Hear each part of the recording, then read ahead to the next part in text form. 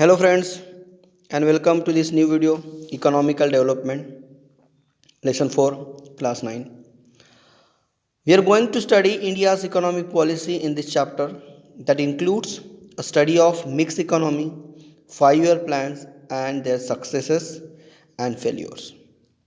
Nationalization of banks, 20-point program, mill workers strike and especially the new economic policy of 1991. We will cover all these points in this chapter. So first of all,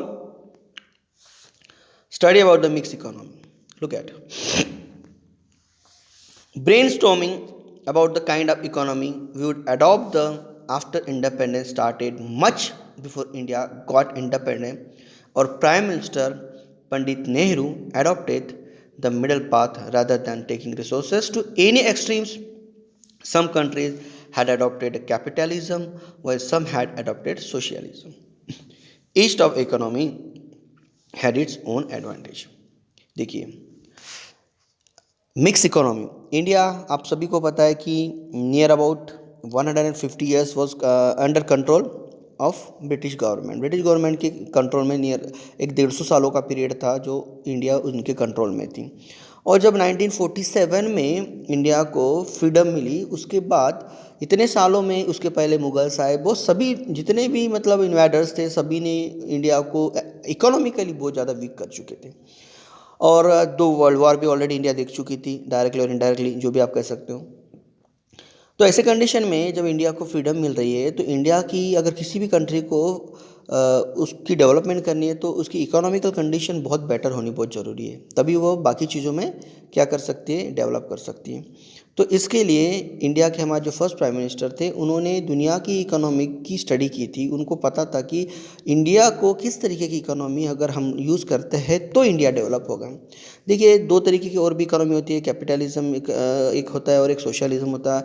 एक में सारी की सारी power जो होती है वो मतलब इसके जिनके पास पैसा है या रिच पीपल्स है उनके अंडर में रहेगी, या बड़े बड़े जिसको हम लोग भंडवलदार कहते हैं। देन सारी की सारी गवर्नमेंट के अंडर में अगर हम लोग सारी पॉलिसीज रखते हैं फिर भी डेवलपमेंट करना उतना इजी नहीं था जैसे सोशलिज्म में होता है।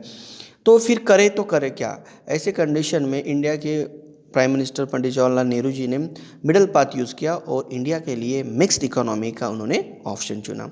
अब मिक्स्ड इकोनॉमी में होता क्या है, मिक्स्ड इकोनॉमी में कि कुछ चीज़ें गवर्नमेंट के पास होती है, कुछ चीज़ें प्राइवेट में होती हैं, दोनों के ऊपर गवर्नमेंट का डायरेक्टली इनडायरेक्टली वॉच होता है और इस तरह से उस कंट्री की डेवलपमेंट भी होती है। So this kind of economy adopted by India. देखिए हम देखते हैं इसको थोड़ा डिटेल में। In a capitalist system the means of production are privately own. Capitalism में क्या होता है, मीन्स ऑफ प्रोडक्शन जो होता है वो पूरा का पूरा प्राइवेटली ओन होता है। In a socialist economy the means of production are own by the state in the name of the society, मतलब पूरा का पूरा गवर्नमेंट चला रही है। And mix economy works both in the private and the public sector. और mix economy में ऐसी चीज़ें जहाँ पर पूरी तरीके से गवर्नमेंट ध्यान नहीं दे सकती या पूरी तरीके से उसको प्राइवेट सेक्टर भी नहीं बना सकती, ऐसे कंडीशंस में कुछ चीज़ें प्राइवेट में रहेगी और कुछ चीज़ें गवर्नमेंट हैंडल करते हैं। ऐसी इकोनॉमी को हम कहते हैं mixed economy of the modern India. ठीक है, तो we give preference to a model of mix economy. We can see 3 parts in this kind of economy. इसके 3 चीज़ें हम देखते हैं। Public sector. The industries in this sector are completely under the control of management of the government. For example production of defence equipment. Public sector मतलब सारी की सारी चीज़ें उसका प्रोडक्शन से लेकर उसको देन उसके सेलिंग तक का, उसके यूज़ तक का सभी की सभी चीज़ें गवर्नमेंट के अंडर में होती है, गवर्नमेंट के कंट्रोल में होती है, उसे कहते हैं public sector. For example defence equipment, defence से इक्विपमेंट सुरक्षा के जो जितने साधन होते हैं जैसे बॉम्ब्स है, बंदूक बनाना है या टैंक्स बनाना है, ये किसी प्राइवेट कंपनी को हम लोग इसका ठेका नहीं देते या ये कोई प्राइवेट कंपनी के अंडर में ये चीज़ें होती भी नहीं है। ऐसी चीज़ों बनाने का जो पूरा अधिकार होता है वो सिर्फ गवर्नमेंट के पास होता है। Then private sector, the industries in this sector are owned by the private industrialist. कुछ इंडस्ट्री जो प्राइवेट इंडस्ट्रियलिस्ट उसको हैंडल कर सकते हैं। Of course the government supervise and control them too. ऐसा नहीं कि उसको प्राइवेट सेक्टर में दे दिया है, किसी एक कंपनी को उसको ऑर्डर दिया है तो पूरा का पूरा उनके दिल से चलेगा, नहीं, गवर्नमेंट उसके ऊपर भी ध्यान देती है। उसके खासकर उसकी क्वालिटी की बात अगर होती तो गवर्नमेंट उसमें रिस्ट्रिक्शन लगाती है, सारी चीज़ों के ऊपर ध्यान देती हैं। फॉर एग्जांपल कंज्यूमर गुड्स, बहुत सारी चीज़ें बहुत सारी कंपनियां बनाती हैं, बट ऐसा नहीं कि वो कंपनी बना रही है इसका मतलब वो कुछ भी बनाएगी और कुछ भी ग्राहकों तक भेज सकती है। भले ही वो कंपनी प्राइवेट में होगी, बट उसकी क्वालिटी के बारे में कुछ जो पैरामीटर्स होते हैं उस कंपनी को कंप्लीट करना होता है, और उस उन्हीं उन्हीं पैरामीटर को कंप्लीट अगर कोई कंपनी करती नहीं तो ऐसे गुड्स मार्केट में आने के लिए रिस्ट्रिक्ट कर दिए जाते हैं गवर्नमेंट की तरफ से। तो इस तरीके से गवर्नमेंट प्राइवेट सेक्टर के ऊपर भी वॉच रखती है। और जॉइंट सेक्टर में क्या होता है, in this sector some industries are owned by the private industrialist while some are run under the government management. कुछ इंडस्ट्रीज प्राइवेट सेक्टर चलाते हैं तो कुछ गवर्नमेंट उसमें गवर्नमेंट का भी शेयर होता है। For mix economy to run smoothly there is a need for coordination between the private sector and public sector. This system aims at the maximization of production and popular participation on the large scale, and efforts has been made in this system to bring together the good aspect of the both capitalist and socialist system. A mixed economy cannot ignore the profit motive, entrepreneurship, discipline time bound planning etcetera.